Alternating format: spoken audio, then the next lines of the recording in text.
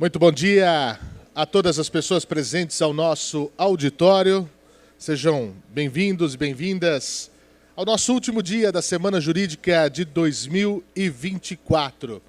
Senhoras e senhores, estamos realizando esta sexta-feira, último dia de programação da 22ª edição da Semana Jurídica, que é realizada por esta casa sob a coordenação da Escola Paulista de Contas Públicas. Este evento, que é bastante tradicional, criado para estimular o intercâmbio de conhecimento e também promover o debate sobre temas da atualidade, reunindo todos os anos grandes nomes do cenário jurídico brasileiro. Este evento, além de ser um evento presencial, e ficamos muito felizes com a lotação do nosso auditório, bem como também do nosso auditório Genésio de Moura, aqui no 16º andar desse prédio. Nós também temos uma transmissão ao vivo, que acontece em simultâneo no canal do YouTube do Tribunal de Contas do Estado de São Paulo e também da Escola Paulista de Contas Públicas. Portanto, também sejam muito bem-vindos aqueles que remotamente nos assistem e acompanham a nossa Semana Jurídica. E lembro que todos os dias da nossa Semana Jurídica, além da transmissão ao vivo, ficam gravados em nossos canais para que possa ser consultado quando desejarem. Bom, para a abertura dos trabalhos desse nosso derradeiro dia da Semana Jurídica, convidamos a compor a mesa o presidente do Tribunal de Contas do Estado de São Paulo, o conselheiro Renato Martins Costa, acompanhado do nosso convidado, palestrante, ministro do STF, Alexandre de Moraes.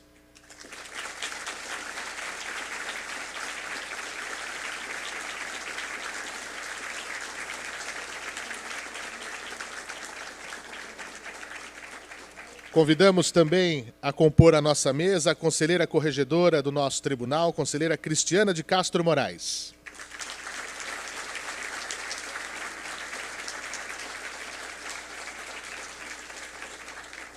Convidamos também o presidente do Tribunal Regional Eleitoral do Estado de São Paulo, desembargador Silmar Fernandes.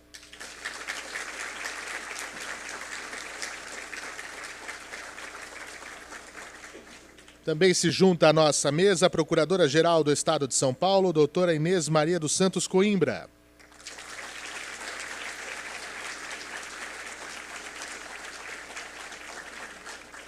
Convidamos a compor a nossa mesa o conselheiro Edilson de Souza Silva, presidente da Atricom.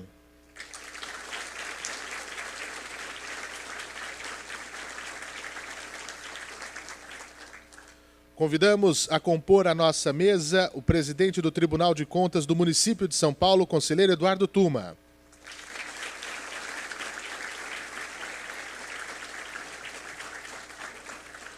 Se juntará a nós a Procuradora-Geral do Ministério Público de Contas junto a este tribunal, Letícia Formoso Delcim Matuque Feres.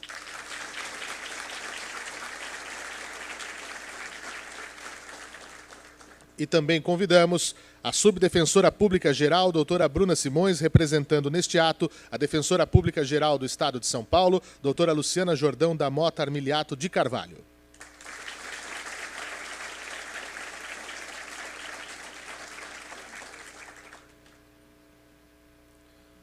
Senhoras e senhores, fiquem à vontade. Na extensão da nossa mesa, cumprimentamos o conselheiro Dimas Ramalho, o conselheiro Sidney Beraldo, o conselheiro Marco Aurélio Bertaioli, também o procurador-chefe da Procuradoria da Fazenda junto a esse tribunal, Dr. Denis de la Vedova Gomes, o nosso presidente da AFEPESP, Arthur Marques da Silva Filho, o nosso coordenador do Corpo de Auditores do nosso tribunal, Alexandre Sarquis, que nesse ato representa a presidente da Audicom, Milene Dias da Cunha. Sejam todos muito bem-vindos. E também o nosso cerimonial gostaria de agradecer a presença da nossa auditora Silvia Monteiro. Muito obrigado pela presença aqui conosco. O nosso chefe de gabinete da presidência, Dr. Sérgio Siqueira Rossi, que em seu nome cumprimentamos todos os chefes de gabinete aqui presentes. Pelo nosso Ministério Público de Contas, agradecer a presença dos procuradores Rafael Nelberne, Tiago Pinheiro Lima, João Paulo Giordano, Celso Matuque Feres, procuradora Hélida Graziani, do nosso secretário-diretor-geral, Germano Fraga Lima, do nosso diretor de supervisão da fiscalização 1, Abílio Licínio dos Santos Silva, que substitui Paulo Massaro, departamento de supervisão da fiscalização 2, Alexandre Teixeira Carsola, e em nome deles cumprimentar a todos os nossos diretores de fiscalização, diretores de unidades regionais que estão aqui, o nosso corpo técnico que trabalha na nossa atividade fim. Também o nosso diretor do Departamento de Tecnologia da Informação, Fábio Xavier, o nosso diretor do Departamento Geral da Administração, Carlos Eduardo Correia Malek. Cumprimentar também os nossos conselheiros de outros estados que nos premiam com a sua presença durante toda essa semana. Conselheiro Joaquim Kennedy Nogueira Barros, presidente do TCE do Piauí. Conselheiro Francisco José Brito Bezerra, vice-presidente do TCE de Roraima. Maria Elizabeth Cavalcante Azevedo Picanço, primeira vice-presidente do TCE do Amapá. Também o conselheiro Anselmo Roberto de Almeida Brito, do TCE de Alagoas. Conselheira Rosa Egídia Crispino Calheiros Lopes, presidente do TCE do Pará. Saulo Mesquita, conselheiro-presidente do TCE de Goiás. Marcos Vinícius Carvalho Farias, conselheiro substituto do TCE da Paraíba. E ainda nominando a presença do presidente da Associação Nacional dos Guardas Municipais, Reinaldo Monteiro. A todos o nosso agradecimento por abrilhantar o nosso evento nesta manhã. Muito obrigado de verdade. E agora, para a abertura dos trabalhos do 5º e último dia da nossa 22ª Semana Jurídica do TCESP, vamos ouvir as palavras do senhor presidente conselheiro Renato Martins Costa. Muito bom dia, minhas amigas, meus amigos, eminentíssimas autoridades que compõem esta mesa, cujos nomes já foram declinados. Minhas senhoras, meus senhores, prezados colegas do Tribunal de Contas do Estado de São Paulo e de todos os tribunais brasileiros que convergiram nesta semana para acompanhar pelo 22º ano a Semana Jurídica do Tribunal de Contas do Estado de São Paulo. É uma imensa honra poder receber nesta manhã, ao lado de tantas autoridades, o nosso palestrante, ministro Alexandre de Moraes. Alexandre de Moraes, promotor de justiça, Alexandre de Moraes, advogado, Alexandre de Moraes, secretário municipal e secretário de Estado, Alexandre de Moraes, ministro de Estado, Alexandre de Moraes, ministro do Supremo Tribunal Federal, presidente do Tribunal Superior Eleitoral, mas permanentemente Alexandre de Moraes, o professor. Em nenhuma dessas múltiplas atividades que Sua Excelência desenvolveu ao longo da vida, e a par das imensas responsabilidades que com ela, ou com elas todas, foi carreado, em nenhum momento Alexandre de Moraes deixou de ser o professor Alexandre de Moraes. Toda segunda-feira na graduação,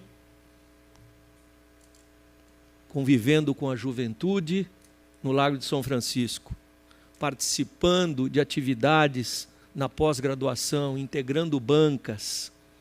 E é com essa bagagem de experiência extraordinária que Sua Excelência chega para nos brindar no encerramento dessa sessão.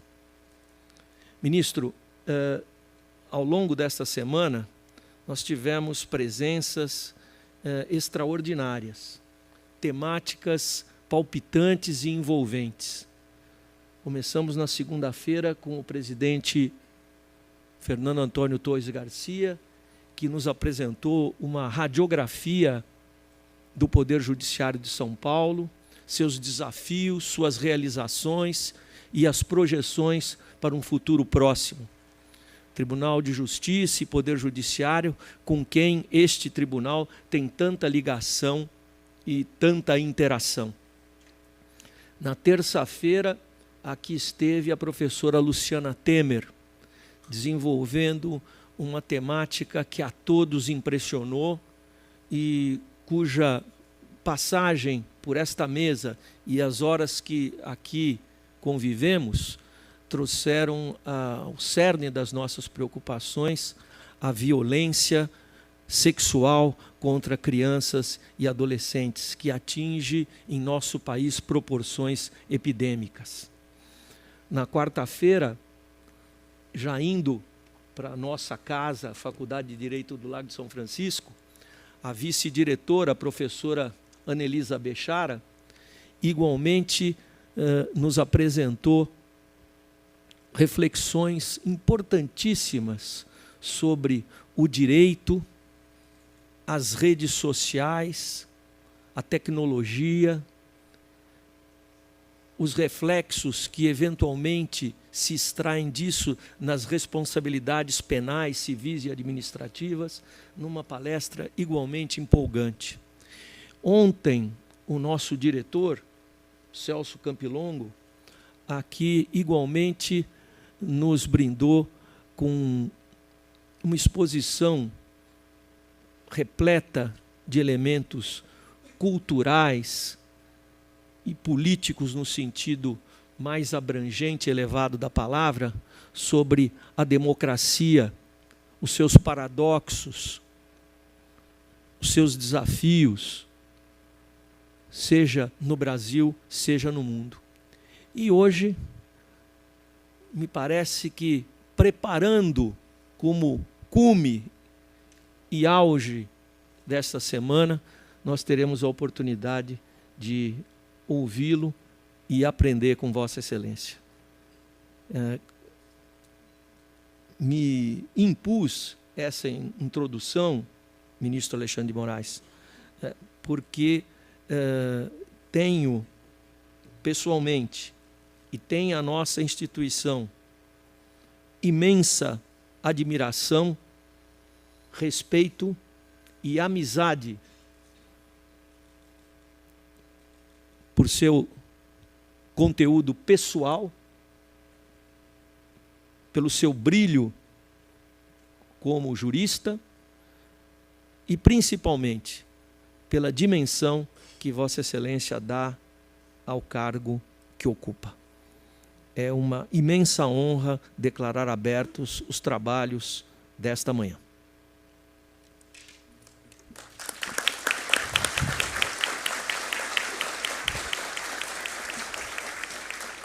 E em nome das autoridades presentes em nossa mesa de trabalho, gostaríamos de ouvir a saudação do presidente do TRE de São Paulo, desembargador Silmar Fernandes.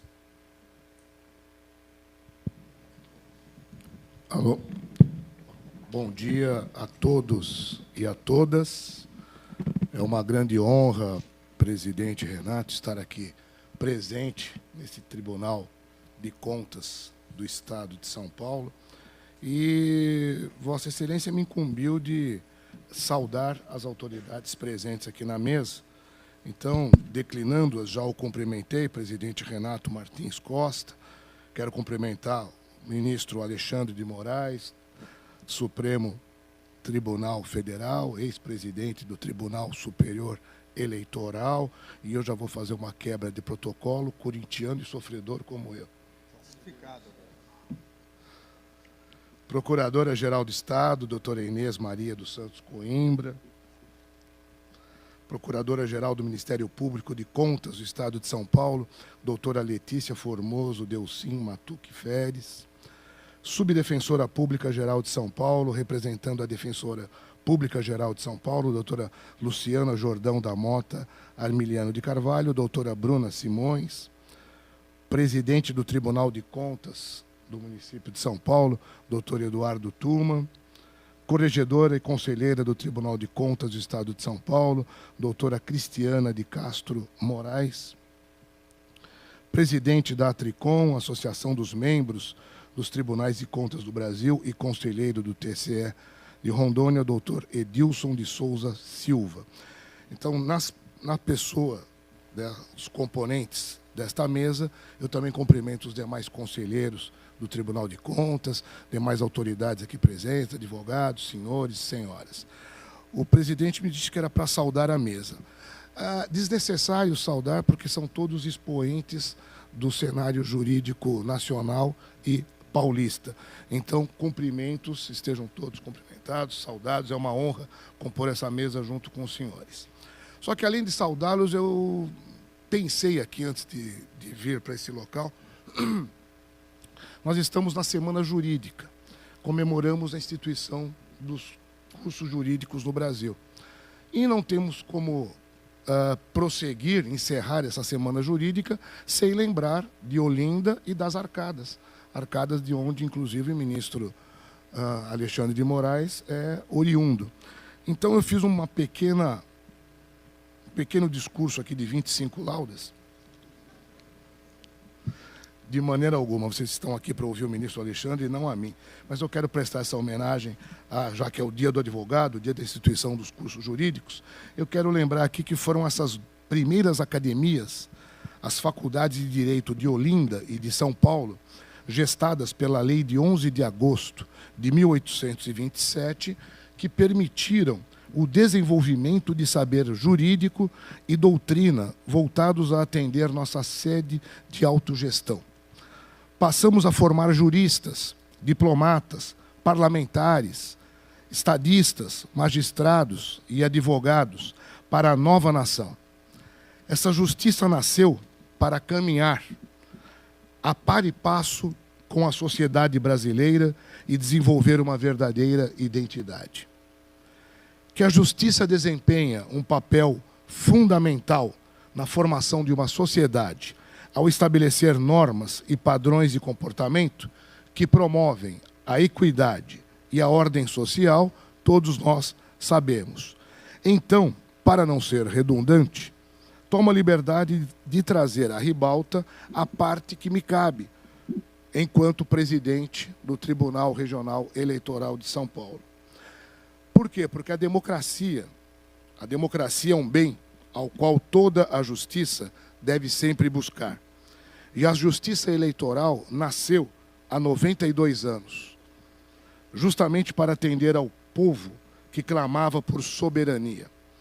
Ao garantir processos eleitorais livres, justos e transparentes, estamos retribuindo à população por toda a confiança em nós depositada. Quem faz a justiça são os magistrados, o Ministério Público, os advogados e os servidores. E fazemos para o povo. Por essa razão, eventos como este são valiosíssimos para que cada um de nós contribua para o aprendizado e o aperfeiçoamento da justiça. Finalizo minhas palavras ousando pensar algumas breves aspas de um notável jurista brasileiro que teve o privilégio de estudar tanto em Pernambuco quanto em São Paulo, nas duas pioneiras do direito brasileiro. Em sua célebre oração aos moços, Rui Barbosa nos brinda, abro aspas, preguei, demonstrei, honrei a verdade eleitoral, a verdade constitucional e a verdade republicana. Com essas palavras, eu agradeço mais uma vez o convite do conselheiro Renato. Estamos em ano eleitoral, por isso eu fiz aqui a lembrança da democracia, esperando que nós tenhamos uma eleição pacífica, justa e com a preservação dos valores democráticos que eu agora acabei de lembrar. Agradeço a todos pela atenção que me foi dispensada. Muito obrigado.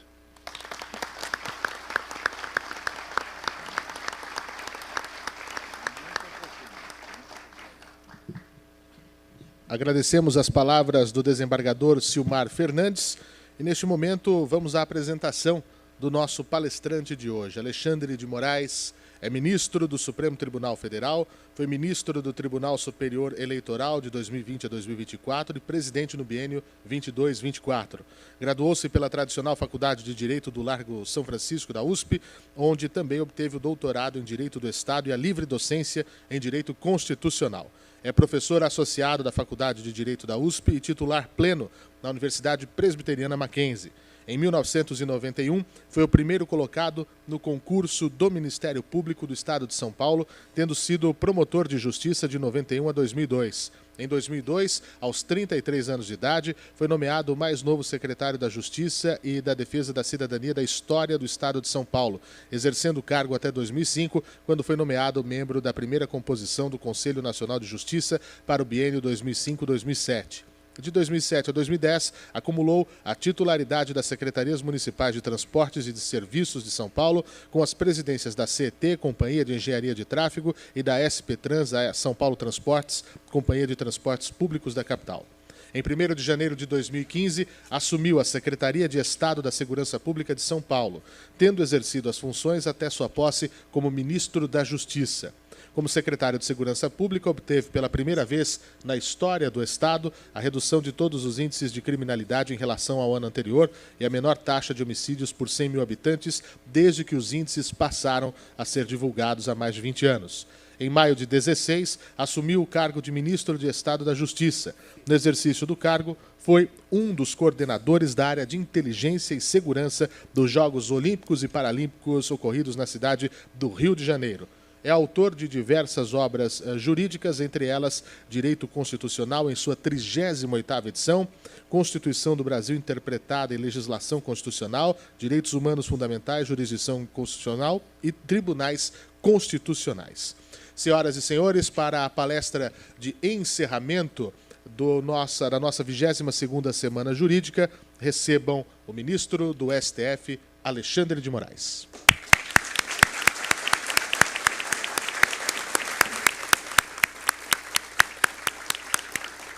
Ministro, antes de Vossa Excelência começar, precisa pedir para o pessoal do gabinete atualizar o currículo de Vossa Excelência, porque em 11 de abril deste ano, Alexandre de Moraes tornou-se professor titular da Faculdade de Direito do Lago São Francisco, e não professor associado. É isso.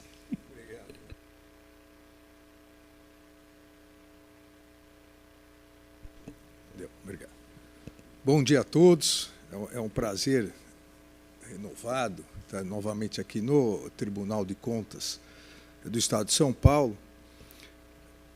Eu levantava, Renato, com a minha assessoria, desde 2011, antes eu já tinha vindo aqui várias vezes, inclusive com o secretário de Justiça, mas desde 2011, tirando a pandemia, eu vim todos os anos, ou na Semana Jurídica, ou alguma palestra.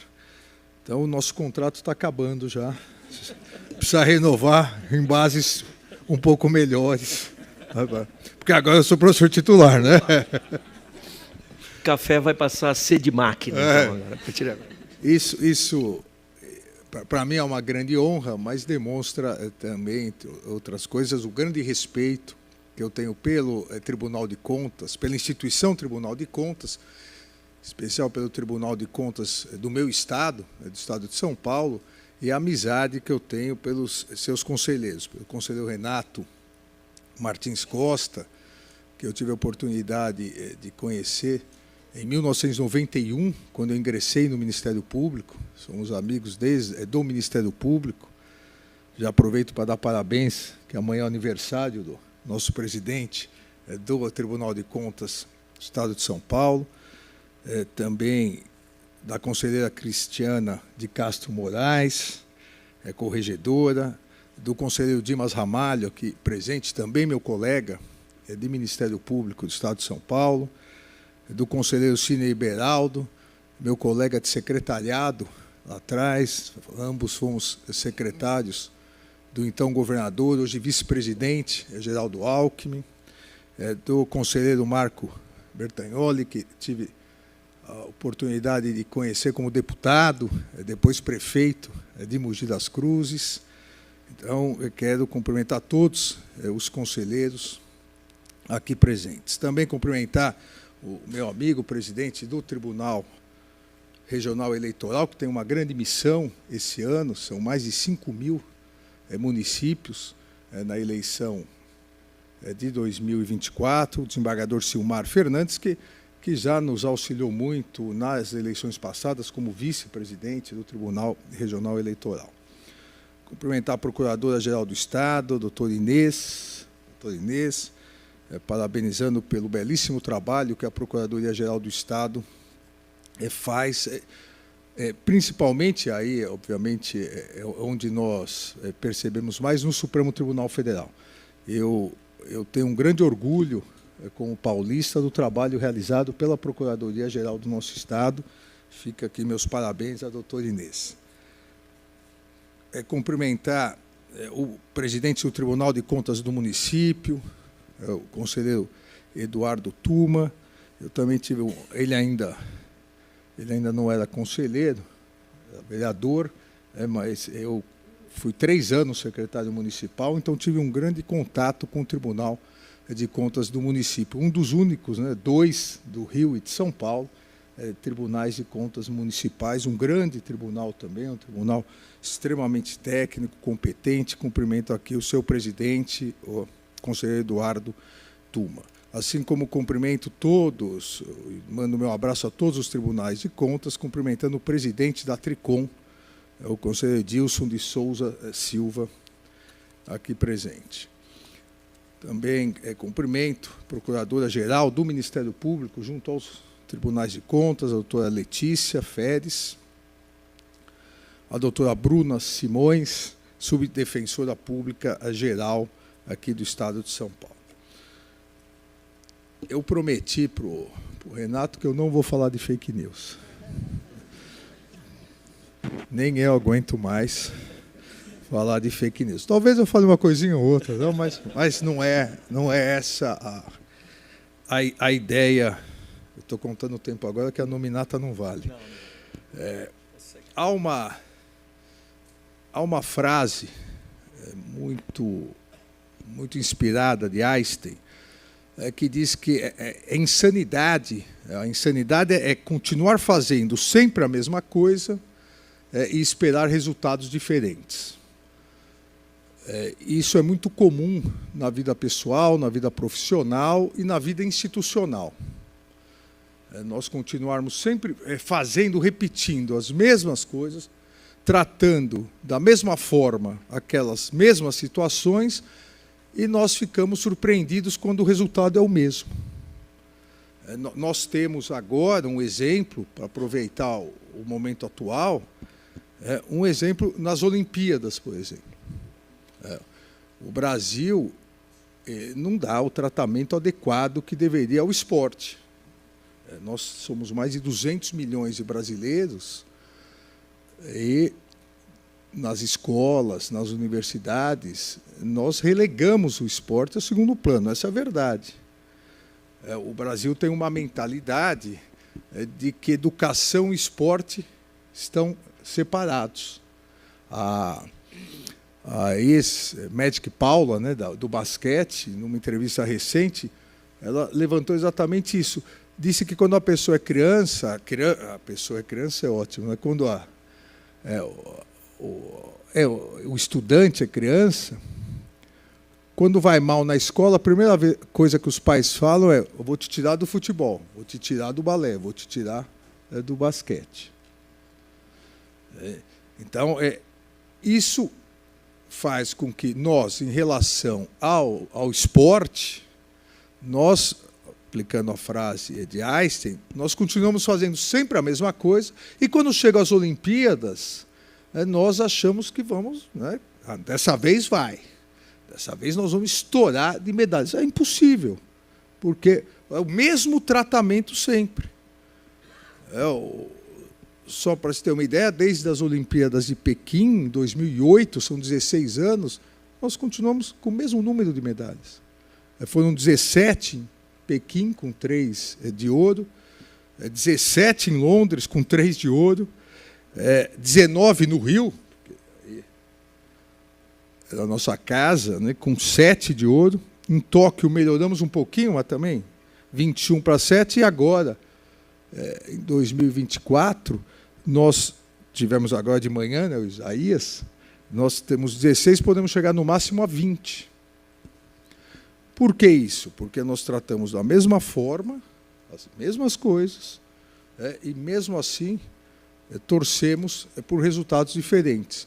Nós dependemos, para ainda ficar no esporte, nós dependemos de sucessos individuais. A Rebeca, a Bia, o Isaías, né, o William do judô, a Tatiana do surf, porque nós não temos uma estrutura que possibilite que não só esses atletas e essas atletas fora da curva, no bom sentido, óbvio, consigam trazer resultados. Nós não temos uma estrutura como países que são menores que a cidade de São Paulo têm e conseguem mais medalhas do que nós. Nós dependemos das pessoas e não da estrutura. Nós dependemos, e isso que vale para o campo do esporte, vale para o campo institucional. Nós ainda dependemos de pessoas, não da estrutura governamental. Essa é uma mudança de mentalidade absolutamente necessária para o país. Há uma frase célebre, começou com Platão, Aristóteles, John Locke, no seu tratado do governo civil, coloca uma pergunta, na verdade: o que é melhor, um governo de homens ou um governo de leis? Na verdade, ampliando isso, o que é melhor, o indivíduo acreditar só no indivíduo, na potencialidade individual, ou preparar uma estrutura que possibilite um sucesso, seja no esporte, seja institucional.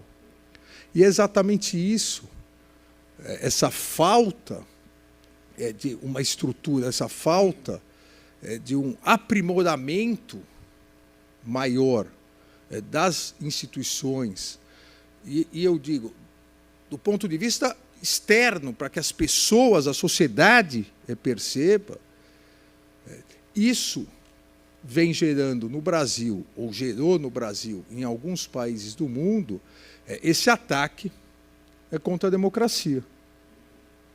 Esse é o ponto que hoje eu peço uma reflexão de todos. Esse é o ponto que nós temos, cada um, na sua profissão, na sua instituição, tem que pensar.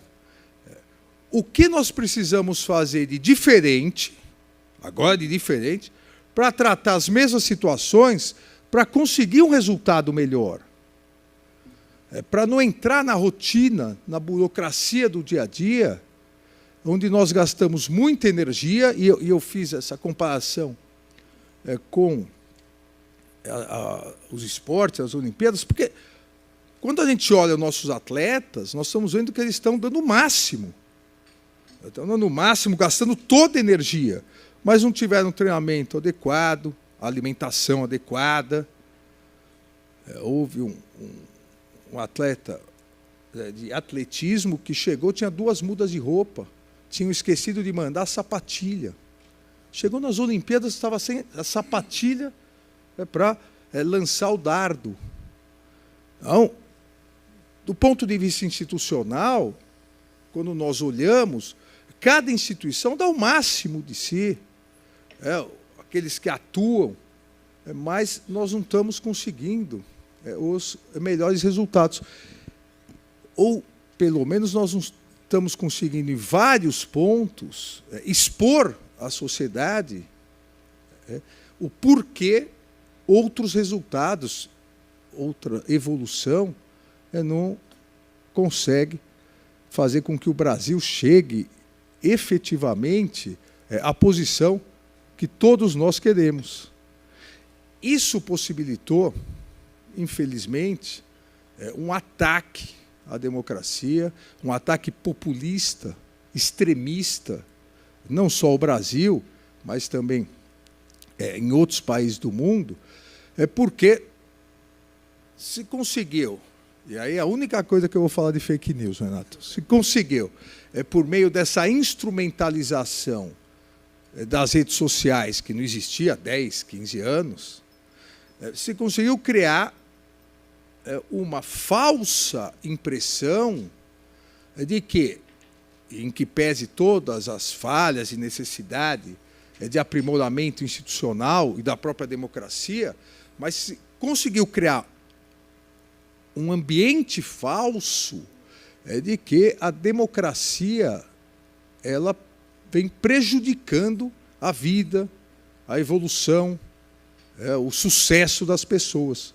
É esse o discurso falso, esse é o discurso extremista que vem sendo bombardeado e, lamentavelmente, por uma série de circunstâncias, encontrou terreno fértil em grande parte da sociedade brasileira e de outros países, para afastar essa crença na democracia, essa crença nas instituições. Se nós realizarmos um comparativo pré-democratização do mundo, pós-democratização ou redemocratização, que isso ocorreu após a Segunda Grande Guerra, após o governo nazista, após o governo fascista, Portugal e Espanha levaram um tempo maior para se livrar, a América Latina toda, inclusive o Brasil, vivendo de largos períodos de exceção, com ditaduras aqui e ali. Mas se nós fizermos um comparativo, a democracia, ela apresentou, do ponto de vista de melhoria na vida das pessoas, apresentou resultados extremamente satisfatórios.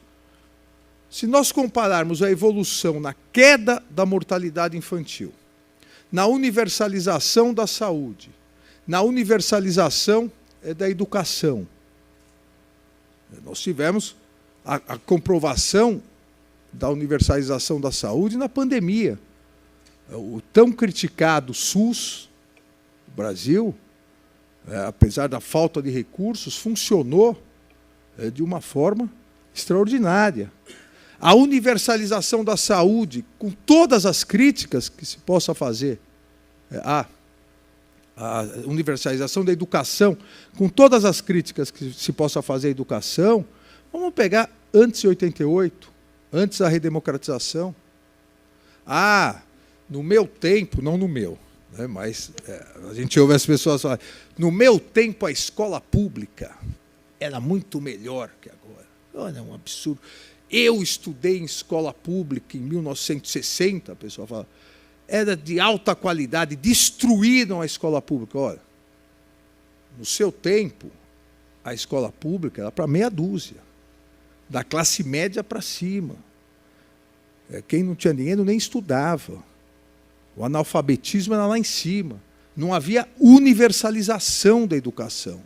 Obviamente, com a universalização da educação, num país que errou no sentido de não garantir a infraestrutura, errou numa parte, na outra, falta de recursos.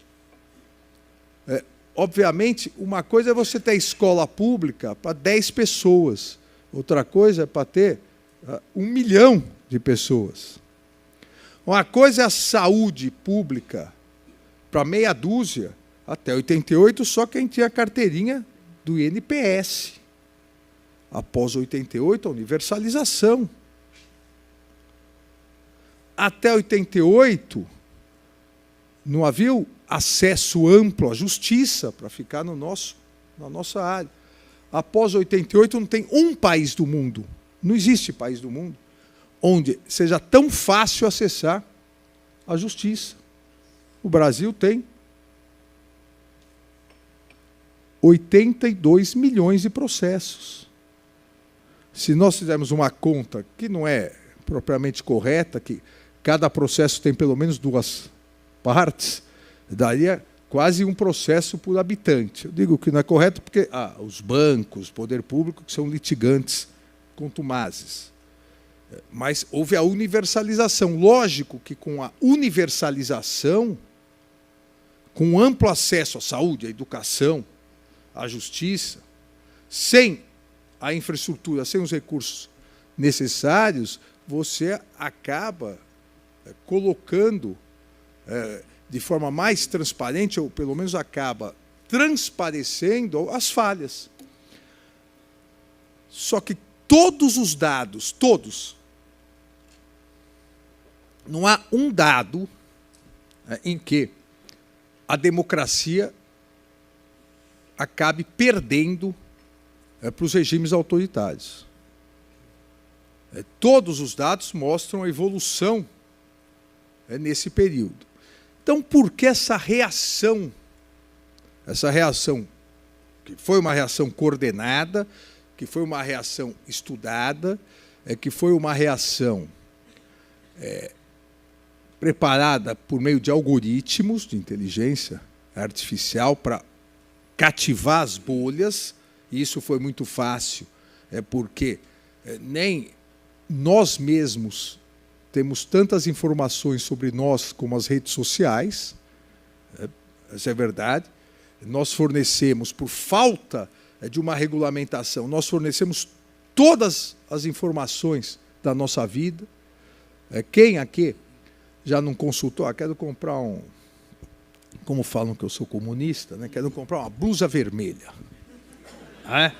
Comprar uma blusa vermelha para sair na praça pública.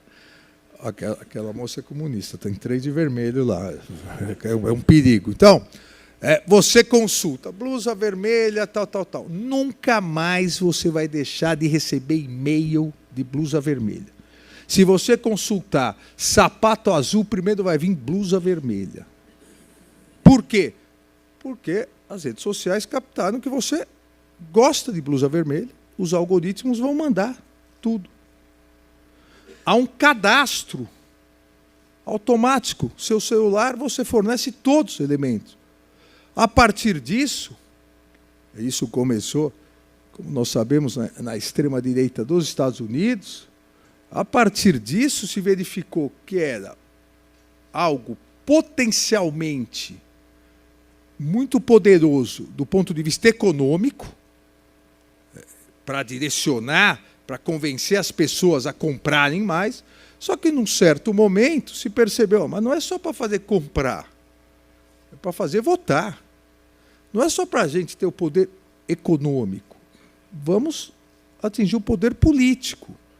Vamos pegar, a partir dessas informações, o que a pessoa gosta, as crenças das pessoas, o que as pessoas temem.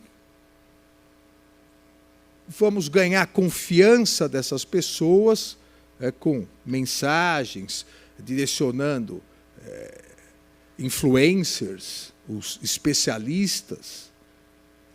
E, a partir disso, a partir do momento em que nós consigamos criar as bolhas, grupos, ganhamos a confiança, aí vamos começar a deturpar as informações. Todo um procedimento. Esse procedimento é comprovado. É todo um procedimento utilizando as informações, os algoritmos, para direcionar informações, começando a ganhar confiança e, a partir disso, deturpando e proliferando discursos de ódio, discursos machistas, discursos homofóbicos. Vamos convencer aquela pessoa, grande parte, que no meu tempo eu estudava, porque a nostalgia faz parte da vida, então todo mundo acha que era mais feliz antes, porque os problemas de antes não existem mais, né? Foram superados. Os problemas são os atuais. Então vamos convencer essas pessoas, isso na Europa, que o problema de emprego delas é porque tem muito estrangeiro aqui. Temos que expulsar os estrangeiros. Vamos convencer essas pessoas que são extremamente religiosas que o grande problema do mundo, ao fracionar, ao atacar a família, são as pessoas de orientação sexual que elas não concordam. Vamos convencer aquela pessoa de classe média que, em virtude de crises econômicas, tem problemas econômicos, que o problema são as cotas. O problema são pessoas de outros estados que vêm roubar o emprego dessas pessoas. Então, se esqueceu as conquistas da democracia, foram esquecidas. E foram potencializados os problemas, que obviamente existem. Só que potencializados e a solução foi deturpada. A solução é essa. A solução é expulsar estrangeiro, a solução é discriminar negros, discriminar as pessoas de orientação sexual diversa da sua. Isso foi um método utilizado. Como eu disse, encontrou terreno fértil, principalmente pela série de crises econômicas ocorridas nos últimos tempos. Então, o terreno foi fértil. E por um grande problema é que a democracia ainda não soube resolver, que é a distribuição de renda. Em que pese todos, principalmente nas democracias ocidentais, todos os índices de desenvolvimento humano tenham melhorado em relação ao que era, a desigualdade é muito grande. A distribuição de renda é muito diversa. Isso foi sendo explorado. E parece que não atinge, essa exploração não atinge um sucesso tão grande, mas basta ver o que ocorreu, inclusive, nos Estados Unidos, para não ficar aqui, no Brasil. Bombardeando isso naqueles estados, os estados que tiveram crises econômicas. Olha, a culpa é da China. Se a culpa é da China, a culpa é de quem... Vejam, mesmo todas as empresas norte-americanas produzindo seus produtos na China. A culpa é da China, o inimigo é a China. Aí é muito fácil, quando a China fabrica uma vacina, olha, a vacina da China é para dominar as pessoas, vai implantar um chip. Quando, em sã consciência, alguém poderia acreditar que uma vacina contra a Covid vai te implantar um chip, e esse chip é para a China controlar e você vai virar comunista? Ou jacaré, houve gente que, né? Ou um comunista jacaré. A gente ri, mas tinha gente, Renato, e o pessoal do sistema de saúde, tinha gente que levava uma moeda, e depois de tomar a vacina do Covid, colocava a moeda, porque saiu nas redes sociais que o chip era magnético. E a moeda era como um imã, a moeda ia ficar... Imagina que coisa patética, você toma uma coisa, põe a moeda. O enfermeiro que deu olhando, falou, meu Deus do céu. Mas isso ocorreu. Mas por que essa raiva toda da China? É porque a China roubou nossos empregos. Então, há uma construção em relação a isso.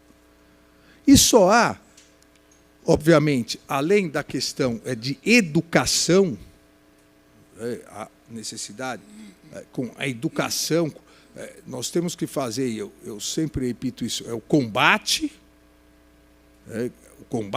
efetivo, porque a curto prazo é isso que resolve, mas a médio e longo prazo o que resolve é educar, até que as pessoas olhem e ridicularizem, né, aquele especialista de nada que tem atrás dele aquilo cheio de livro, que quando entra, né, a orelha, tudo entra, porque é um banner eletrônico, e que é coloca especialista do que ninguém sabe, é um influencer.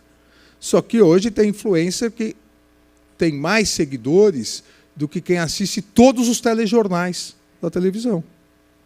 Então, obviamente, nós temos que educar as pessoas para que elas saibam diferenciar. Ao mesmo tempo, que temos que combater a curto prazo esses efeitos maléficos. Só a educação também, para uma geração, não resolve. Eu faço sempre a comparação, se alguém aqui, nesse momento, infartar e cair no chão, aí nós chamamos o doutor Salgado. Aí vem o doutor Salgado, ao invés de ressuscitar a pessoa, fala assim, eu disse para você não comer carne, você não parou de beber, você deveria andar todo dia, e a pessoa estribuchando. Não vai resolver nada. Você tem que salvar e depois educar. São coisas paralelas, uma para curto prazo, outra para médio e longo prazo. E, ao mesmo tempo, nós temos que fortalecer as instituições. Houve um bombardeio muito grande de notícias fraudulentas, de todo esse espectro populista, extremista, para enfraquecer as instituições. O combate se faz imediatamente, a curto prazo, mas o fortalecimento das instituições é o fortalecimento, comparando com a saúde pessoal, é o fortalecimento da pessoa. É o parar de exagerar na carne, na bebida, fazer exercícios físicos, para se fortalecer. O fortalecimento institucional é o fortalecimento da base de treinamento dos nossos atletas olímpicos. Isso, hoje, eu não tenho nenhuma dúvida, é o essencial para que a democracia brasileira se fortaleça e para que haja a possibilidade de um desenvolvimento econômico com segurança. Se nós olharmos esse descrédito que foi plantado em relação a instituições, a todas, nos três poderes, basta verificar que hoje é mais fácil um parlamentar, alguém ser eleito parlamentar porque faz lives, do que alguém que se dedicou a determinado segmento social a vida toda. Essa é a realidade. Eu, em Brasília, tanto o presidente da Câmara quanto o Senado, conversando, dizem que há parlamentares que não têm um projeto, não apresentaram. O Bertagnoli, o conselheiro, foi parlamentar, sabe disso, melhor que eu, o conselheiro Dimas, o conselheiro Beraldo, que não participam de nenhuma comissão, nenhuma discussão, que só vão para o plenário fazer live e, esqueci o termo, para lacrar. Lacrar. Então, ele inventa uma briga com alguém, começa a xingar, grava e tem 100 mil likes, 1 milhão de likes. Isso é a negativa da democracia. Isso é a negação total da institucionalização. Agora, nós, que fazemos parte das instituições, dos poderes, nós também temos que fazer uma meia-culpa. Porque nós continuamos fazendo, voltando a Einstein, sempre a mesma coisa, e queremos resultados diferentes. Nós já temos, a partir da Constituição de 88, cujo principal ponto foi fortalecer as instituições, o legislador constituinte, em 1988, o legislador constituinte, ele fez uma aposta. Ele fez uma aposta em fortalecer as instituições. Eu repito sempre que o legislador constituinte foi humilde e sábio ao mesmo tempo. Ele olhou para trás e falou: por que o Brasil institucionalmente não deu certo até agora? Por que o Brasil, que estruturalmente, desde o início da República, desde a Constituição de 1891, que é a nossa segunda Constituição, mas a primeira republicana, que copiou ou adaptou as estruturas da Constituição norte-americana de 1787, a tripartição de poderes com presidencialismo, por que aqui, do ponto de vista de estabilidade institucional, ainda não deu certo? E o legislador de 88, ele mesmo respondeu, porque no Brasil, o legislativo sozinho não deu conta de segurar os arrobos autoritários do executivo, desde o início da República. E por que isso? Brasil e América Latina inteira. Porque executivo e exército sempre foram muito ligados na América Latina. Bolívar, que garantiu a independência de toda a América espanhola. Aqui, quem fez a República foi o Exército, o Marechal Deodoro. Então, isso gerou um autoritarismo e o Legislativo não fez frente. Então, o que fez o legislador de 88? Ele fortaleceu as instituições. Ele fortaleceu o Poder Judiciário. O Poder Judiciário, em 1988, parafraseando aqui John Jay, é o primeiro presidente da Suprema Corte dos Estados Unidos, que tinha sido governador de Nova York, e um dos escritores dos artigos federalistas, ele disse isso em 1787, ele escreveu isso.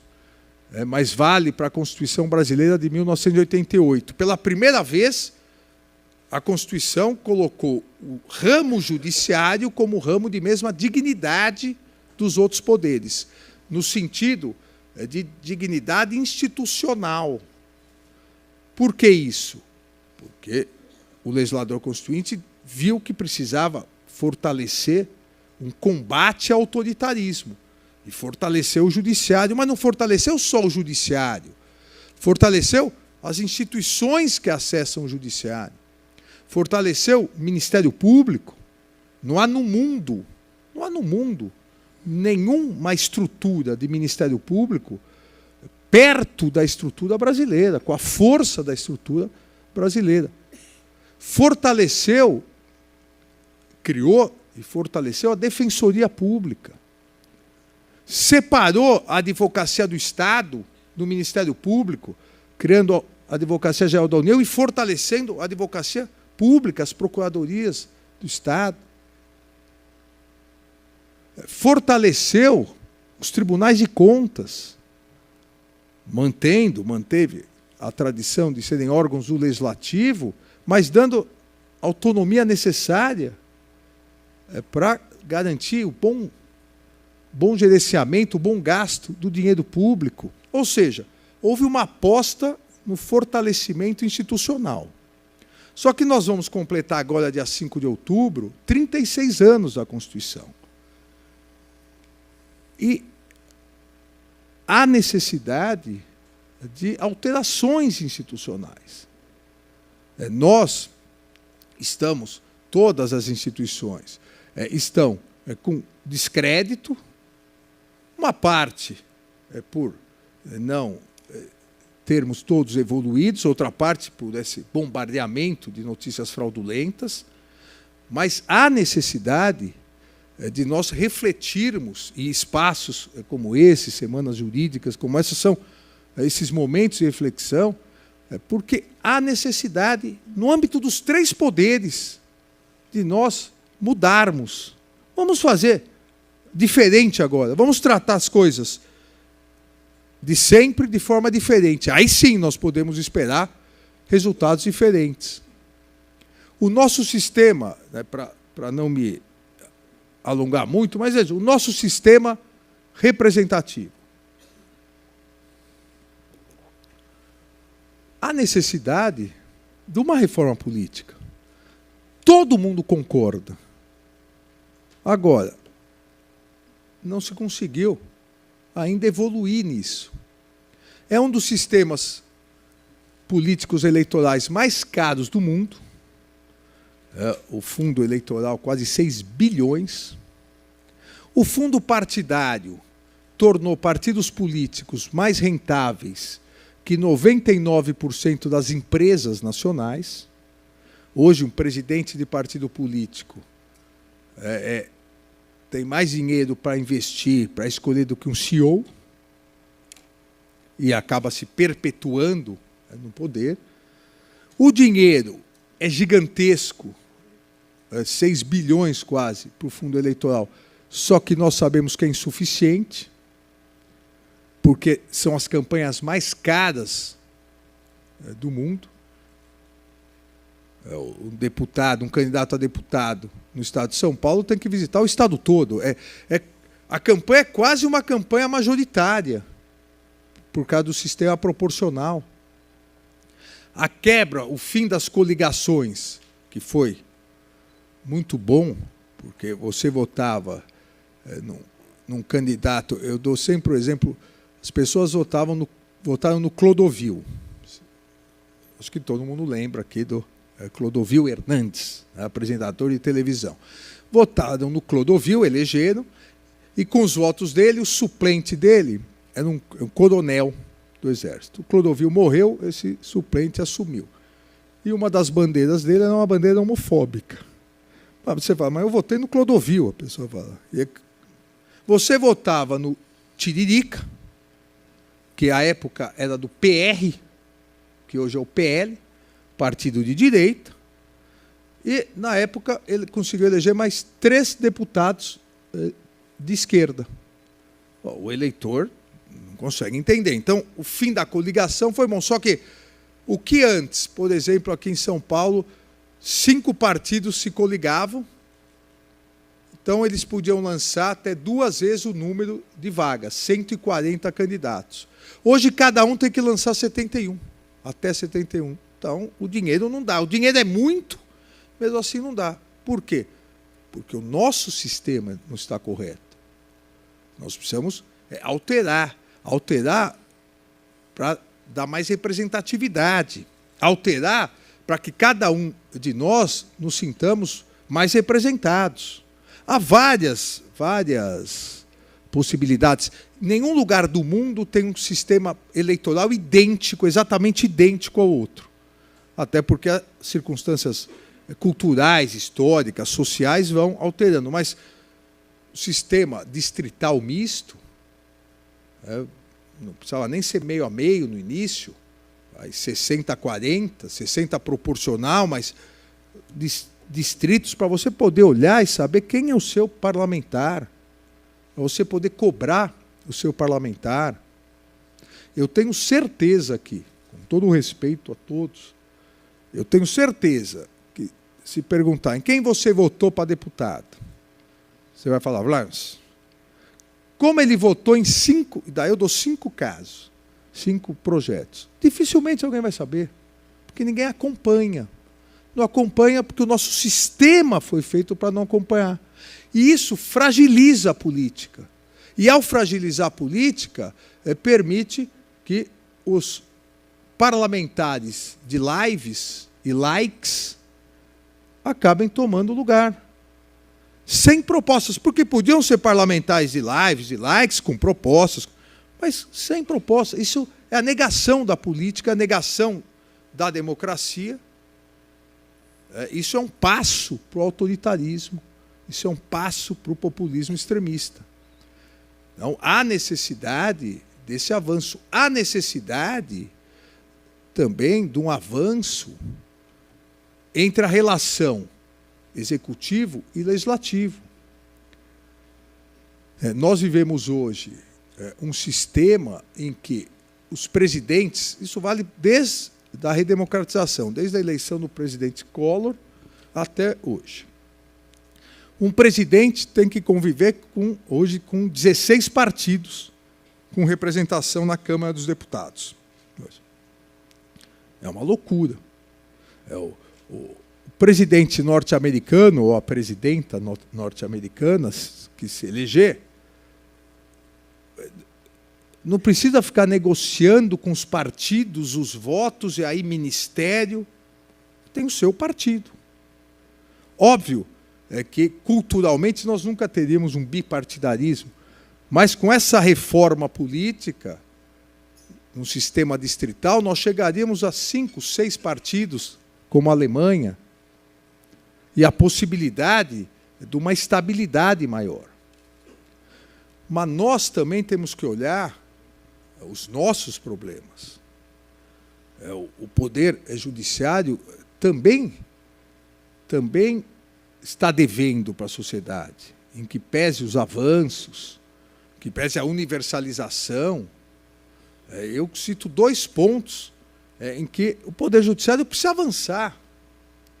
O primeiro é a celeridade processual. Hoje, com a inteligência artificial, porque a inteligência artificial, ela não é boa ou ruim, ela é um fato da vida hoje. A utilização pode ser para fins péssimos ou para fins ótimos, como todo instrumento. Hoje, com a inteligência artificial, nós podemos revolucionar o Poder Judiciário, assim como o Tribunal de Contas, porque tudo aquilo que é repetido é possível você rapidamente resolver para reestruturar a instituição e atacar as coisas mais importantes. O Supremo Tribunal Federal já vem utilizando a inteligência artificial para admissibilidade de recurso extraordinário.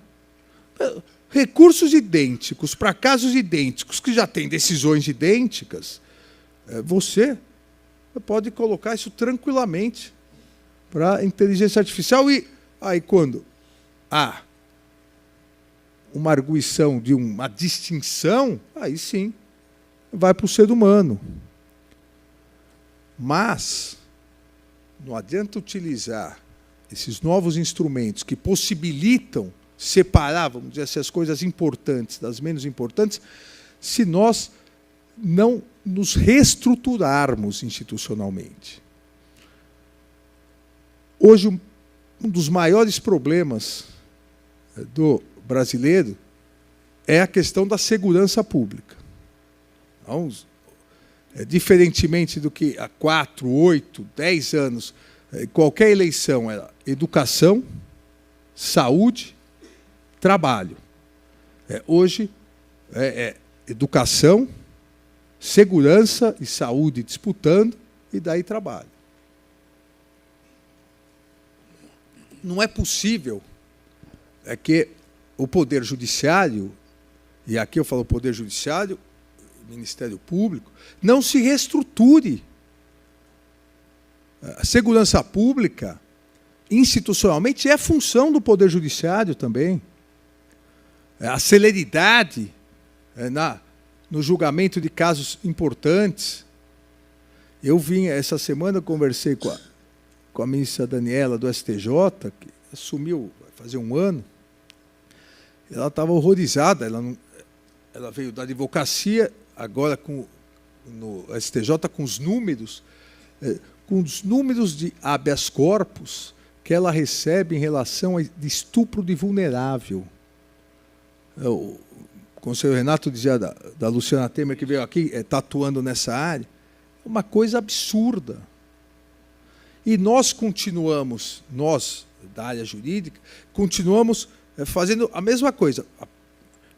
Eu sempre falava pilha, porque eu e o Dimas somos do tempo de processo físico, Renato, baixar a pilha. Hoje é digital, mas a mesma coisa. Gasta toda a energia, baixa a pilha. Cada um cuidou dos seus processos. Só que o macro, se nós não resolvermos no Poder Judiciário, se nós não reestruturarmos a justiça criminal para combater o crime organizado, nós vamos ter problema. Já estamos com problema no Brasil. Daqui 5, 10 anos, nós vamos ter muito mais problema.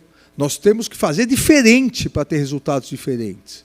Nós aprovamos, em 2019, o Brasil aprovou o Acordo de Não Persecução Penal. Só isso nos últimos, foi começo de 19, nos últimos 5 anos, só em São Paulo, reduziu em torno de 40 mil ações, que seriam 40 mil ações. Não tem mais audiência, sentença, recurso, acórdão, vai para o STJ, vai para o Supremo, centenas de habeas corpus, não tem mais. Esvaziou muita coisa. Mas qual era a ideia? A partir disso, vamos reestruturar toda a justiça criminal para o combate ao crime organizado. A mesma lei estabelecia a previsão de varas colegiadas, varas para o crime organizado. É o chamado juiz sem rosto. Para o combate ao crime organizado não ficar um único juiz. Você faz varas de 3 ou 5 juízes. Para dividir a responsabilidade, evitar, ou pelo menos diminuir o número de ameaças. a possibilidade de regionalização de varas criminais. O crime grave não é municipal, tirando o crime passional. O crime organizado é intermunicipal, é interestadual, é internacional. O que foi feito? Nada. O que foi feito de novo? Houve esse enxugamento. Então, uma vara criminal no interior hoje tem 20% do volume que tinha há 5 anos atrás, só que continua da mesma forma. E isso a sociedade sente. Porque na questão da segurança não é só a polícia. A justiça tem a sua importância gigantesca, até porque a justiça é que define o que é possível ou não para o combate à segurança. A necessidade de uma reestruturação. Nós temos que fazer, e eu citei a questão da justiça criminal, porque em outros pontos a justiça se reestruturou. Varas regionais, ambientais, a questão da recuperação judicial, falência de recuperações judiciais. Nós temos que verificar quais os pontos, seja no executivo, no legislativo, no judiciário, quais os pontos que levaram ao descrédito e que puderam, a partir disso, ser explorados ilicitamente, de forma maldosa, de forma fraudulenta, por esse novo populismo digital extremista, mas nós temos que verificar o que possibilitou isso para reestruturar as instituições e fortalecer a democracia. Se nós não dermos uma resposta a essas angústias da sociedade, obviamente isso cai em descrédito. Mesmo todos nós aqui, sabendo que um populista extremista em qualquer país do mundo não dá certo também. Mas o descrédito acaba levando ao desgosto. O desgosto acaba levando ao ataque à democracia. Ninguém aqui nessa sala, ninguém que nos vê também pelo YouTube, ninguém acreditava que tantas pessoas no Brasil poderiam ser adeptos de tanto discurso de ódio, de tanto discurso fascista, racista, misógino, homofóbico, de tanto discurso antidemocrático. Ninguém aqui acreditava que pessoas poderiam fazer um círculo em volta de um pneu para cantar o hino nacional para o pneu e pedir a volta do AI-5, sem saber nem o que é o AI-5. Não faz a mínima ideia. O que é o AI-5? Perguntavam para as pessoas. É do tempo que os militares governavam, tinha segurança, tinha dinheiro, o Brasil. Não faz a mínima ideia.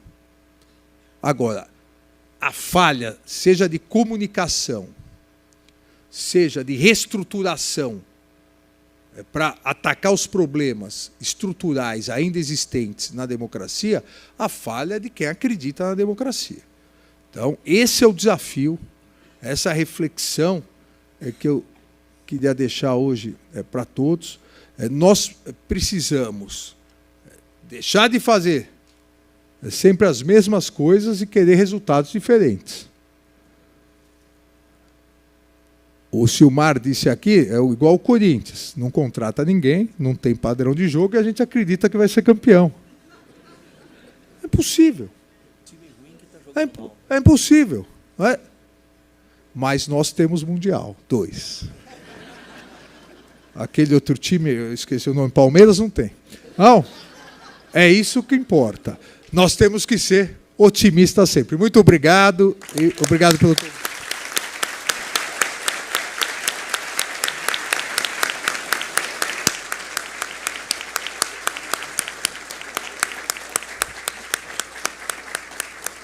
Agradecemos uma vez mais a participação e a palestra do ministro do STF, Alexandre de Moraes. Neste momento, nós temos ainda um breve espaço de tempo para abrirmos para o debate. Passo a palavra ao nosso conselheiro Renato Martins Costa. Bom, é espetacular, né? Ouvir com essa abrangência temática, mas tudo tão bem concatenado que o universo de possíveis indagações, ministro, é imenso. Então, vou me prender, para começar a provocação de outras participações, a um ponto então, muito específico, né, diante de questões tão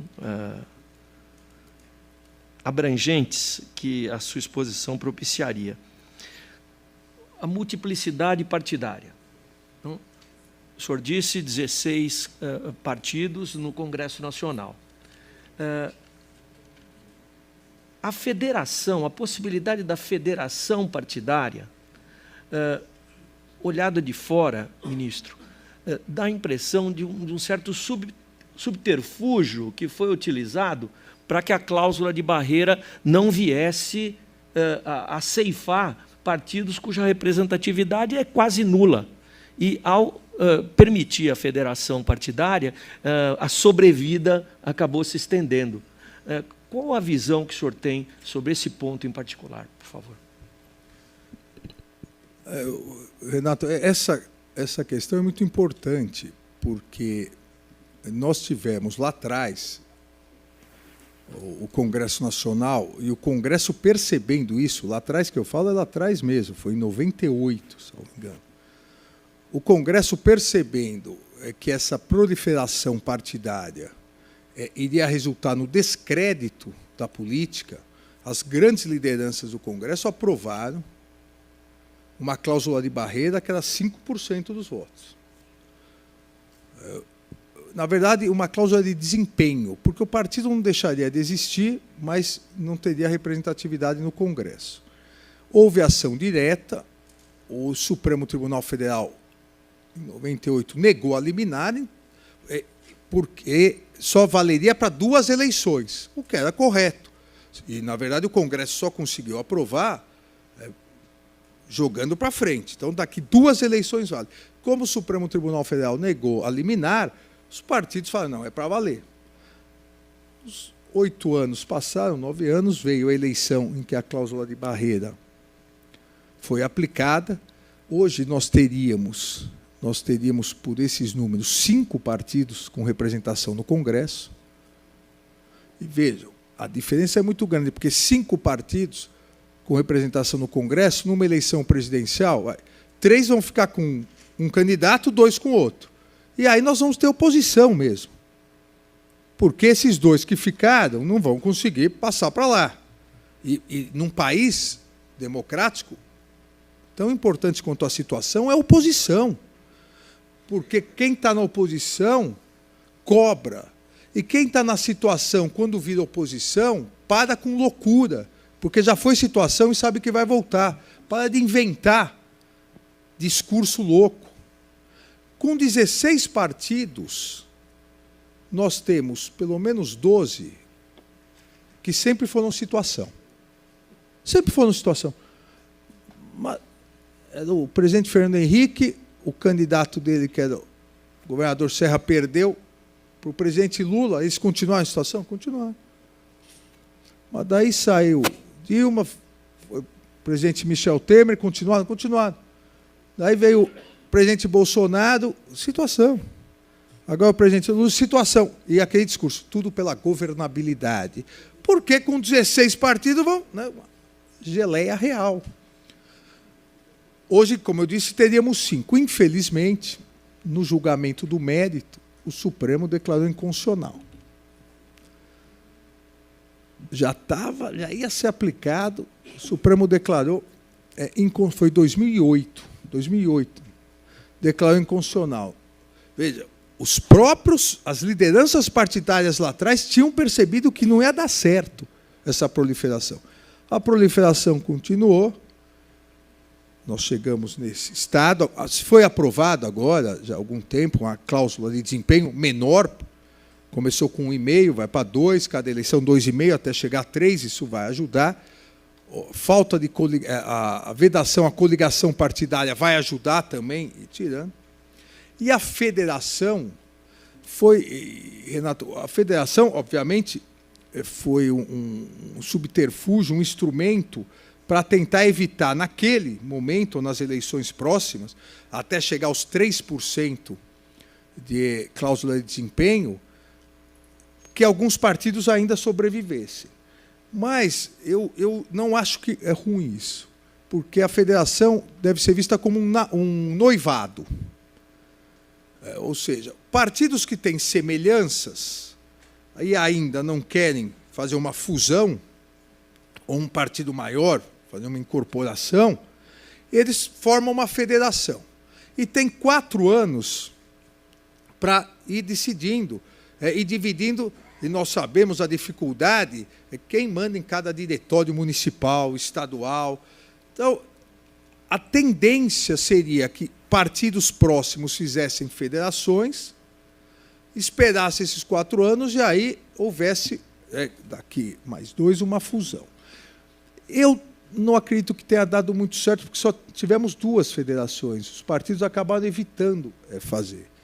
Quando chegar aos 3% da cláusula de desempenho, aí nós vamos ter um baque, porque é um número alto. Mas o Instituto da Federação é um instituto importante para uma transição. Porque você fica 1 ano, 2 anos, faz uma eleição. Tanto que houve a previsão, e o Supremo manteve, de que, no mínimo, 4 anos, mesmo que não queira mais a federação, porque, senão, fazia só para uma eleição, acabou a eleição, você desfaz a federação. Só que não, vamos dizer assim, não teve a receptividade do mundo político. O mundo político que instituiu, mas não teve a receptividade que todos esperavam. Vamos esperar agora a cláusula de 3%, se próximo a ela ocorrerão. Porque, se nós pegarmos desde de Aristóteles, na obra política, não dá para ter 30, hoje são 32 partidos, não existem 32 ideologias. Então, você pergunta para o partido, qual é a sua ideologia? Eu sou 42 graus à esquerda. O outro, sou 16 à direita. Não existe 32 ideologias. Você pode ter diferenças de um ponto ou outro, mas não dá para ter tanta ideologia assim. Se nós tivéssemos, eu digo, 5, 6 partidos, 7 partidos, seria possível realmente uma estabilidade política maior. Eu acredito que para a próxima eleição presidencial, geral, talvez nós tenhamos um número maior de federações, porque a cláusula de desempenho já vai aumentar mais 0,5%. Então, é possível que isso, o noivado, os noivados acabem se ampliando. Muito bem, temos mais indagações. Conselheiros, aqui na mesa. Doutora Inês Maria, por favor. Temos aqui.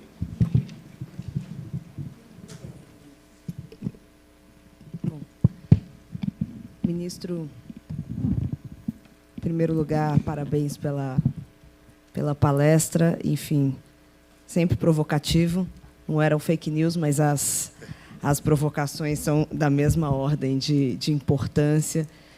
E o senhor falou em inteligência artificial aplicada ao sistema de justiça. Essa já é uma realidade em muitos lugares.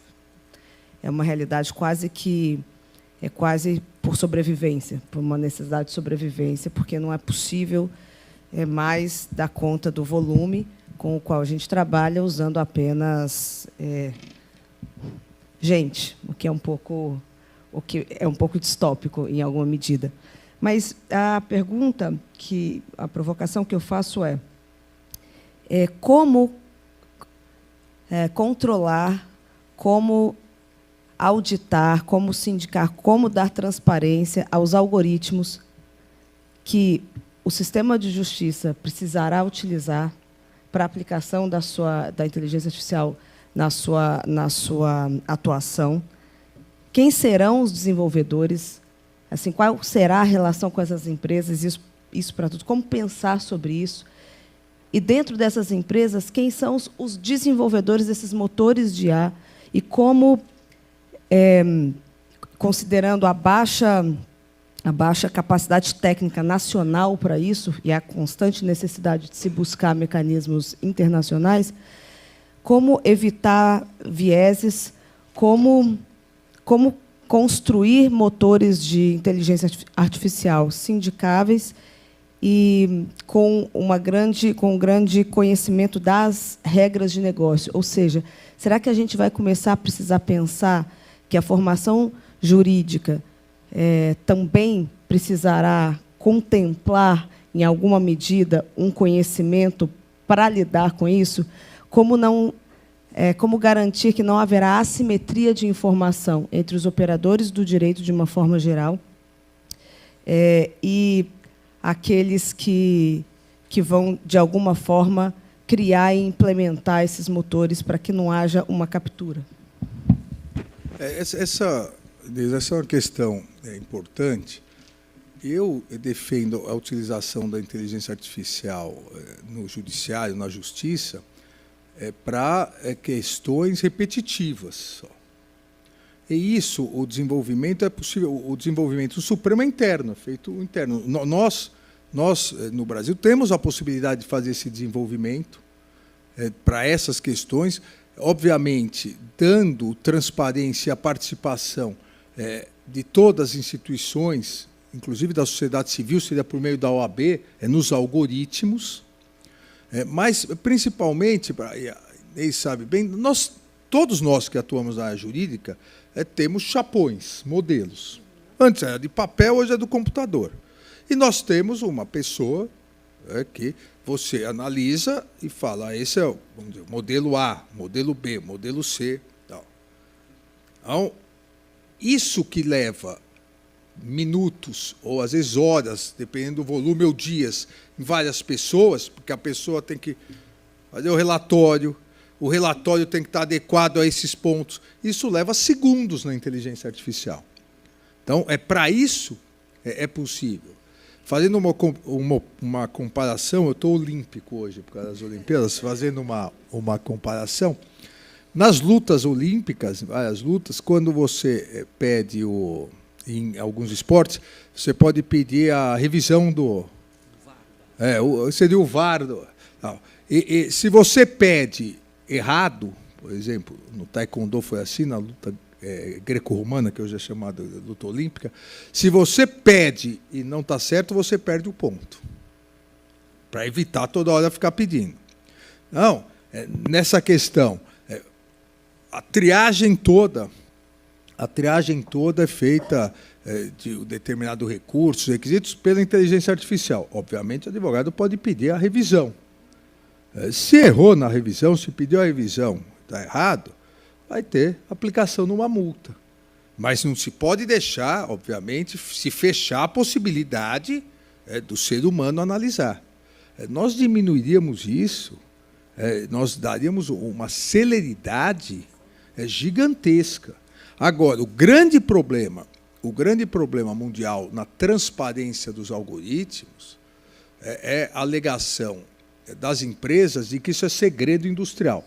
Agora, são coisas totalmente diferentes. Uma coisa é como você construiu o seu algoritmo, como ele funciona. Isso é segredo industrial, obviamente. Outra coisa é o porquê, quando você pesquisa o seu nome no Google, saem primeiro 50 notícias ruins. E só depois de 3 horas e meia sai uma bacaninha lá. Porque o algoritmo é direcionado. A programação colocada nele é para isso. Isso tem que ser transparente. Ou seja, ninguém quer obrigar nenhuma empresa a dizer como produziu o seu algoritmo. Agora, como que você alimentou? Quais são os requisitos que você alimentou para que ele chegue a resultados? Isso tem que ser feito na iniciativa privada, isso tem que ser feito no poder público também. Temos mais perguntas? da nossa mesa, da nossa plateia? Temos uma ali ao fundo. Por gentileza, pode se levantar, por gentileza, para facilitar a...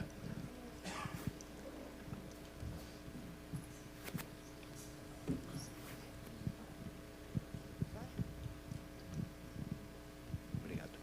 Bom dia, presidente.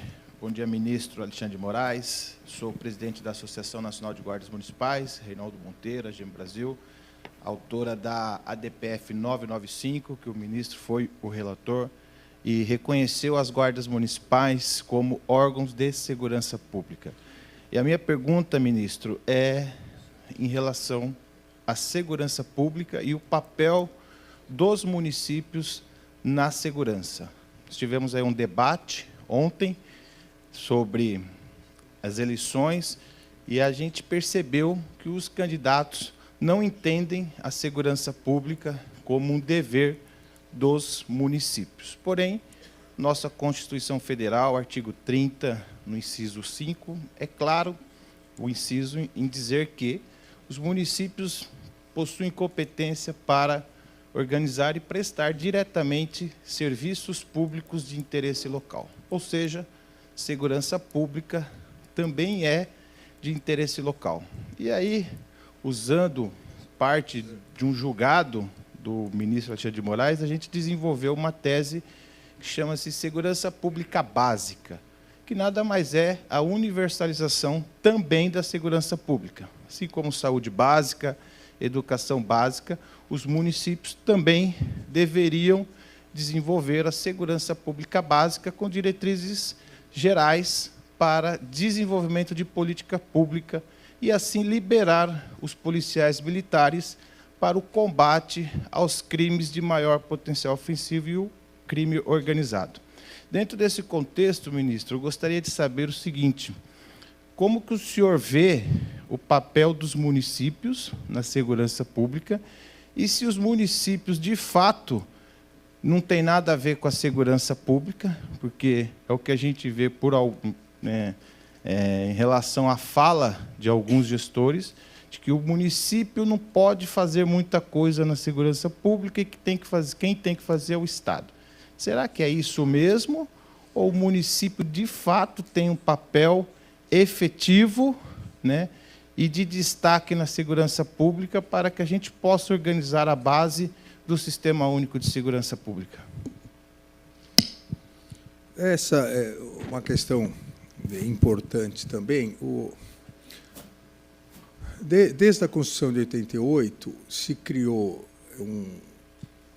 um dogma, um falso dogma, de que União e municípios não teriam nenhuma relação com segurança pública, que a segurança pública seria só questão e competência dos Estados.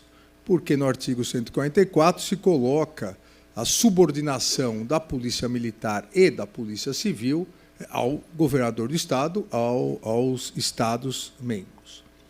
E isso se deu não muito em relação ao município, isso se deu ao que eu chamo um trauma pós-ditadura. Nós, no Brasil, apesar de já estarmos quase, como eu disse, 36 anos de Constituição, 38 da redemocratização, nós ainda vivemos alguns traumas pós-ditadura. E um deles é a segurança pública. Vem a Constituição e começa a se confundir autoridade com autoritarismo, segurança pública com defesa da ditadura. É como a polícia é o braço armado do Estado internamente.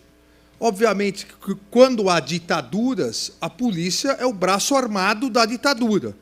Quando há democracia, a polícia é o braço armado da democracia. Mas, em virtude dessa ligação, principalmente da polícia militar com o exército e no período da ditadura, todos os governos, todos na redemocratização, não queriam nenhuma ligação com o tema, todos os governos federais, tema segurança pública. O primeiro governo que teve coragem de assumir e declarar que a União tinha responsabilidade foi o governo do presidente Michel Temer.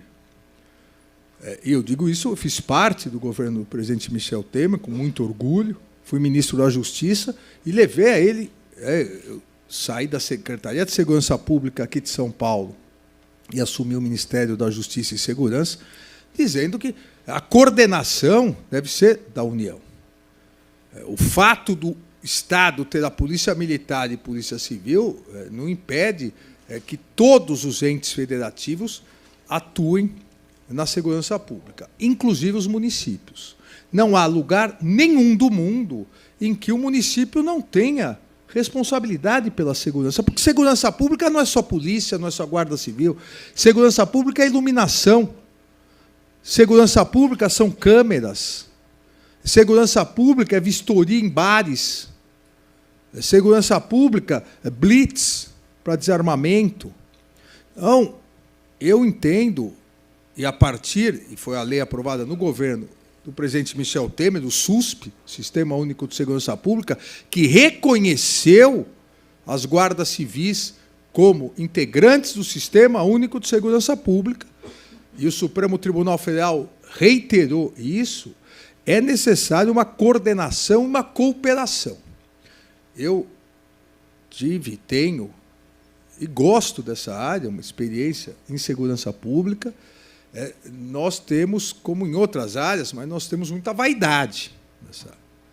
Nós temos que atuar com coordenação e cooperação. Da mesma forma que falei antes, que a justiça criminal tem que se reorganizar para se regionalizar para o combate à criminalidade organizada, a segurança pública também deve se regionalizar, principalmente a Polícia Civil, Polícia Militar, e aí o papel importantíssimo das guardas civis nos municípios. Eu não tenho nenhuma dúvida, e falo isso aqui porque escrevi no voto, que as guardas civis fazem parte do sistema de segurança pública, a Constituição autoriza as guardas civis a, assim, atuarem, e tem que atuar em coordenação e cooperação com as demais polícias. Muito bem. Agradecemos as intervenções, as participações, e para seguirmos no encerramento da nossa Semana Jurídica, já está conosco aqui no plenário o Coral TCESP, Coral do Tribunal de Contas do Estado de São Paulo, que fará uma apresentação breve, mas que mostra esse lado festivo para o nosso encerramento. A primeira canção a ser apresentada nesta manhã é O Som da Pessoa, da autoria de Gilberto Gil, nosso coral, sob regência dos maestros James e Samuel.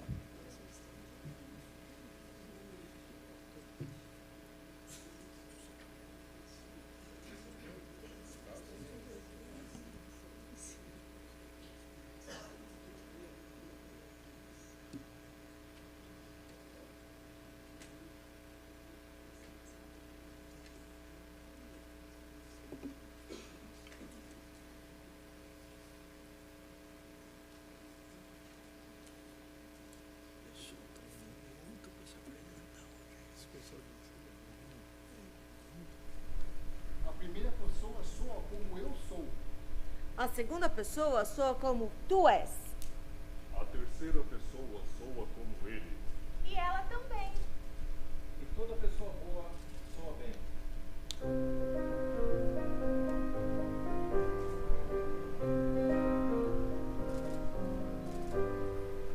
A primeira pessoa soa como eu sou. A segunda pessoa soa como tu és. A terceira pessoa soa como ele, e ela também. Toda pessoa soa, toda pessoa voa, toda pessoa voa, soa bem. A primeira pessoa soa como eu sou, a segunda pessoa soa como tu és, a terceira pessoa soa como ele.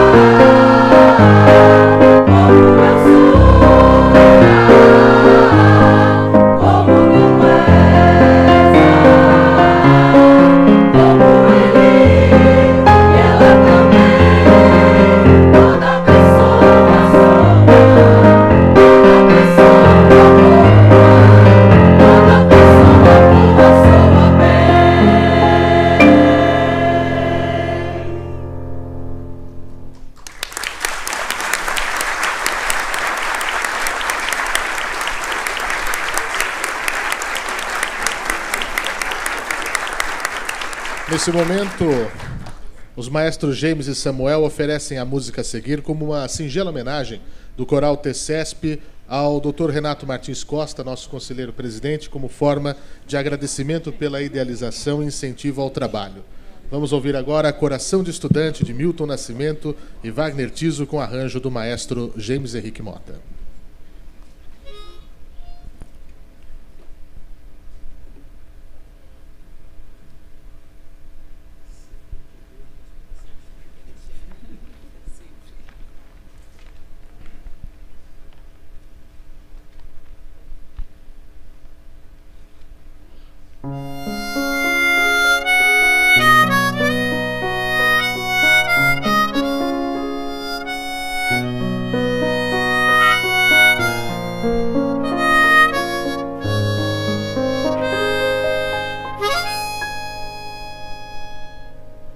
Quero falar de uma coisa.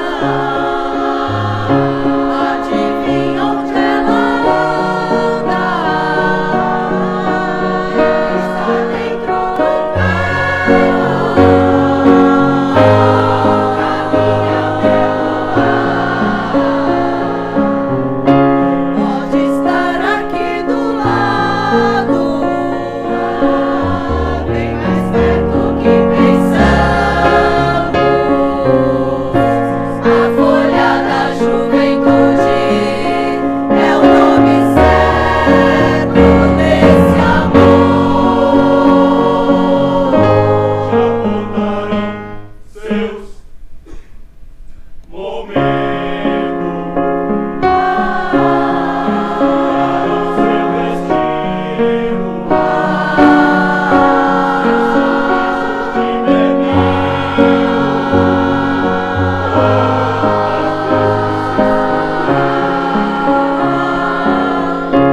Mas renova-se a esperança,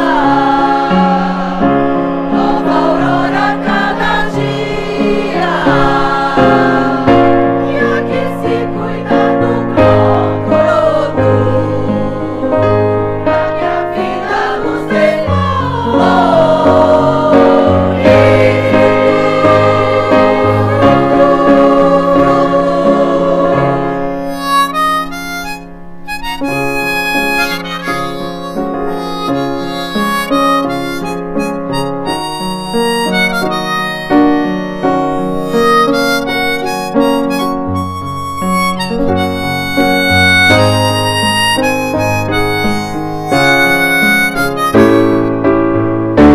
coração de estudante. Aqui se cuida da vida, aqui se cuida do mundo. Toma conta da amizade, alegria e muito sonho espalhados no caminho. Verdes plantas, sentimento, folhas, coração, coração, juventude,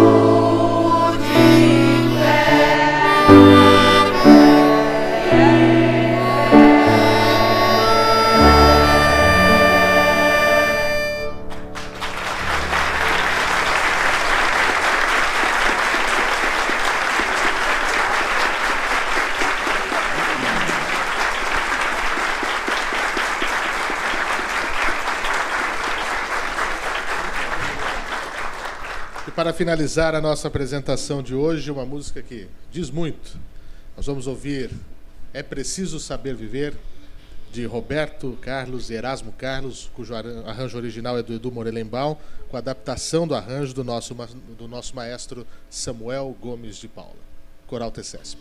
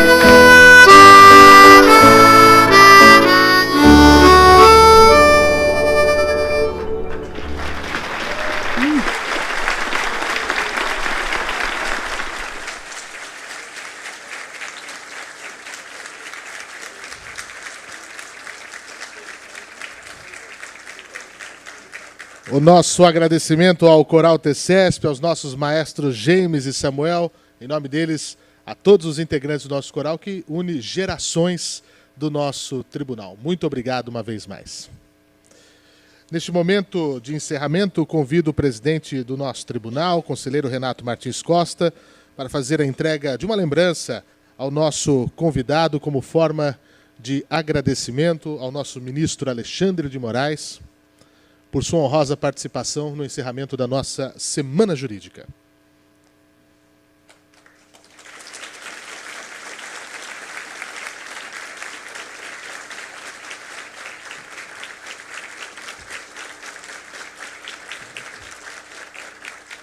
E para o encerramento oficial, com a palavra, o presidente Renato Martins Costa. Bom, pessoal,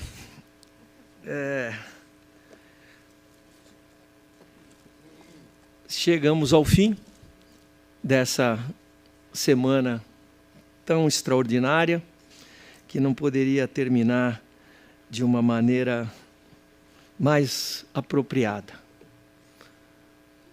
Ouvirmos Alexandre de Moraes, com suas reflexões tão profundas sobre o Estado brasileiro, sobre os nossos problemas, sobre a necessidade de enfrentarmos com soluções inovadoras os desafios que se põem e que nos enche de esperança, esperança que nós nunca podemos abandonar, esperança que se mantém permanentemente tendo o coração de estudante, permanentemente aberto a aprender, a inovar, a aceitar os desafios. Permita a dispensa de qualquer formalidade nesse momento, o que de forma alguma representa um desrespeito, muito ao contrário, representa aquilo que de mais fundo se abre no nosso coração, no coração do Tribunal de Contas e de cada um de nós. Mas eu vou te falar uma coisa, se desde 2011 você está vindo aqui, vai, se Deus quiser, continuar a vir todo ano, porque nós não podemos abrir mão de te ouvir sempre. Autoridades, renovado o contrato. O Silmar já disse, está renovado o contrato.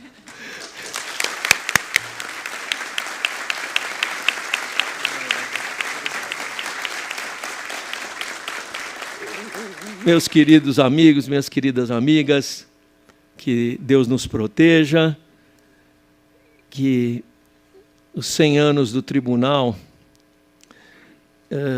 nos iluminem nessa trajetória gloriosa que há de vir. Está encerrada a 22ª Semana Jurídica.